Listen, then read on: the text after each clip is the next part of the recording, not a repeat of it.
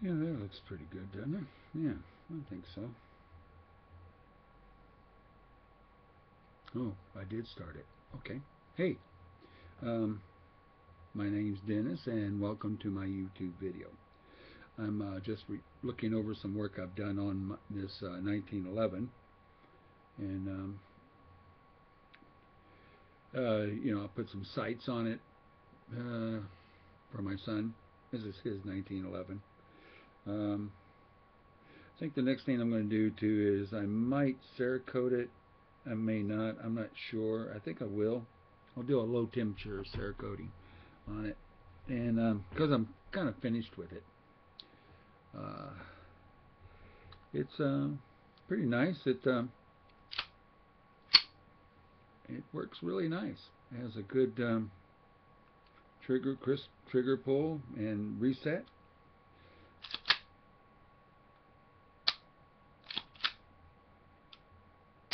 Yep. So I'm about done with it. Anyway, uh, what the other thing I wanted to talk about was is this little guy.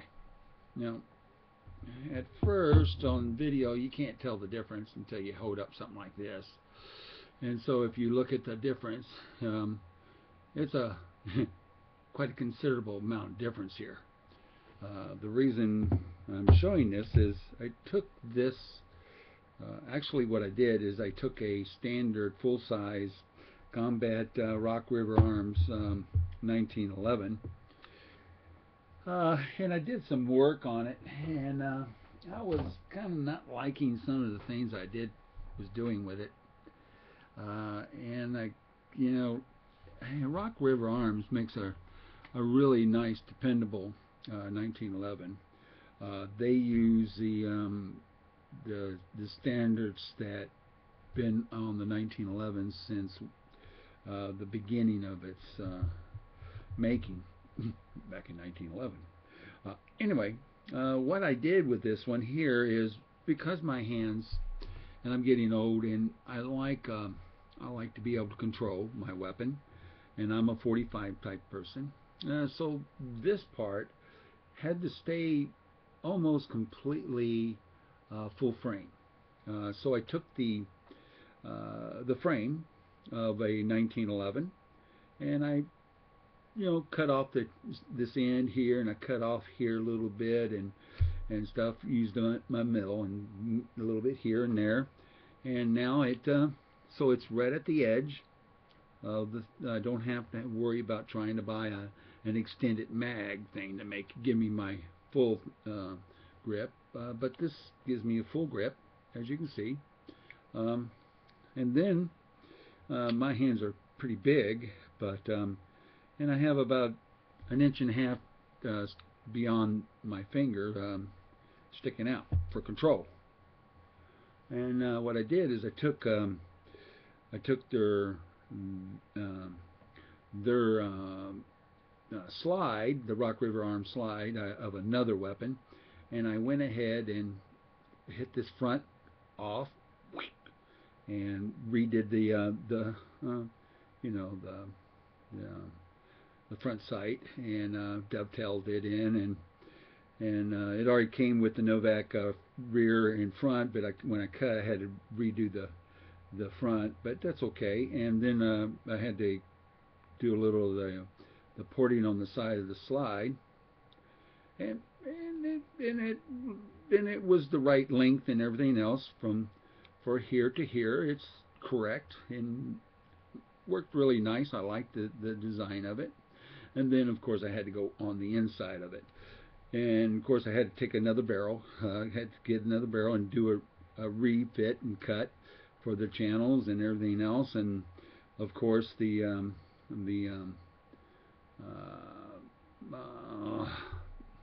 anyway the little lug that's down inside here, the barrel lug in here. I'm sorry.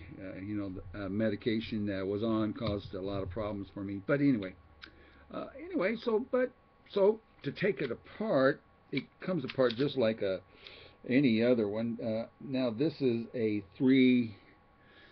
I want to say about 3 and maybe 3.2, 3 point, I don't think it's 3.3. I think it's about 3.2 inches in length. Anyway, so, but because of that, I had to, uh, when you do things of this nature, you got to make sure your timing, you're adjusting timing of the 45 in its operation. Let me slide this back in here, okay? You have to make sure the timing so that when it's cycling, it's cycling full and coming back forward, cycling fully, and the round going in is correct, and when it's coming out, it's correct coming out at the right angles, and that the new round is coming in at the right angles, and you know, all the plethoras that I could go into. For example, when you go into for the ramp feed, and the space in between the frame and the barrel and the feed ramp, yeah, there's a lot of areas in there that you have to really make sure you pay attention, or else the weapon will malfunction on you. It could be very, very dangerous. So, and if you don't know what you're doing about things like this, you shouldn't be doing that. But I wanted to touch base with that, so I cut off about that much of the barrel, yeah, and with the frame and everything else. And as you can see, I didn't cut the. I'm still going to contemplating about the guide rod. I'm not really totally happy with the guide rod at this split second, but the timing is correct, and the pressures and everything else on it. Oh, got to release the mag. There you go. So it works, and it cycles great, and it safeties and everything else is all adjusted, and it works really nice. I'm really happy with it. But I wanted to show it to you. I did take it to the range, and at 25 feet and target, and I shot the crap out of it. And I'm pleased to tell you that the center of that target was just decimated, of course, but it holds very good. It's a very tight shooting weapon.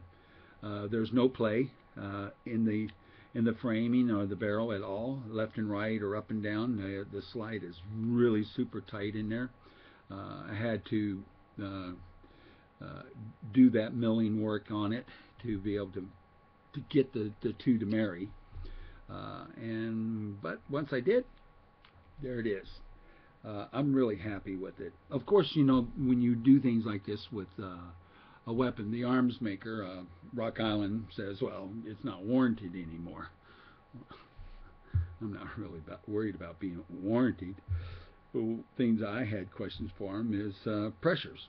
You know, you don't want this weapon. You don't want to be out there going bang, bang, bang, bang, and have the thing come blowing up in your face and coming back into you, or hitting someone beside you. You know, so there are certain things you had to do, but other than that, this is a totally reconstructed 45. I call it a snub nose 45 because it's really super short, and I kind of like it. I like that, and it's heavy. It's nice. It's a tank. Anything else I want to say about it? No, I guess not. Would I make something like this for someone else? I probably would. You know, if you know, hand making a weapon, taking an existing weapon, a frame, because I can't make the frame. Okay, I don't have that ability here. I know how to make the frame. I know how to make, you know, I know how to founder the parts and mill the parts and stuff like that. It's just that I don't have that total capabilities. So I have to take existing, you know, frames and slides and do appropriate adjustments, and to find them where I can have them where they give me the ability to do the cutting and stuff on my mill. In other words, like the slide and making it fit the railings of the frame. That takes a lot of you know, real tight measurements. You don't want to overcut because once you remove metal, it's gone. So you have to really watch what you're doing on that kind of stuff. So, but other than that, yeah, you take an existing frame and an existing slide, and the rest of the end parts you buy them, and you mill them to make them work, like the correction, the hammer here.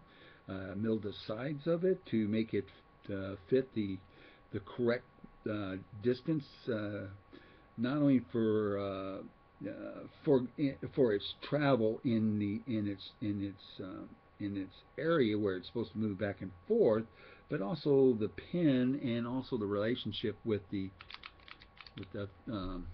hand grip safety, the beaver tail. So when you using the beaver tails, because you don't want to, you get in the making of it and it won't fire, and you push down on the beaver tail and then it'll fire.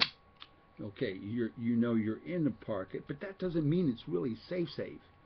Understand, just because you have to press that to pull the trigger doesn't mean it's safe, because sometimes you can actually make it fire by dropping it, because the safety, this device here is not cut correctly and engaging the trigger housing, the trigger bar, and sundries to keep it from moving under any circumstances, whether I drop it or what. Okay, because you have this in your pocket and you push up on the safety, it's supposed to not fire. That's correct. But sometimes people have done trigger jobs and stuff like that or whatever, and they messed up on this little device here, the little thumb safety device here. And what has happened is you could take it off and it would fire. You're not even touching the trigger, and you move it down, boom, it goes off. So when you're building something of this nature, you really got to watch how tight it is. So digress from the question, would I build it for someone? I may or may not. There are other makers out there that have a plethora of gunsmiths sitting around, and that's what they do. You order your gun, 2 or 3 months later, you receive it through the mail or through an FFL. Okay, so yeah. But I would take this and match it up against anybody, and I'd take on anybody, guys out there. You want to sit there and get together and put this up against somebody's own homemade, I'm going to shoot circles around you. That's me. This one here is my son's. I flat topped it, did some little artsy fartsy stuff for him inside of it, and it's nice. It's I tightened it up and things of that nature, but I don't like doing trigger jobs. Somebody, well, I want a 2-pound pull. What the heck you need a 2-pound pull on a 45 for? You don't need a 2-pound pull. So most of my pulls are like 4 pounds, So and I'm pretty strict. I don't do too much on that, giveaway on that. But anyway, so I cut and mounted his sights in here. He likes those. He likes those green ones. I don't. All right. I guess they're great. They're green. He likes them. I guess I'm just old-fashioned. I can't say much on that one. But long as the trigger snaps cleanly like glass, breaking glass, just when you pull it, it's like breaking glass. You never know it's going to, it just, bah, like that, and that's great.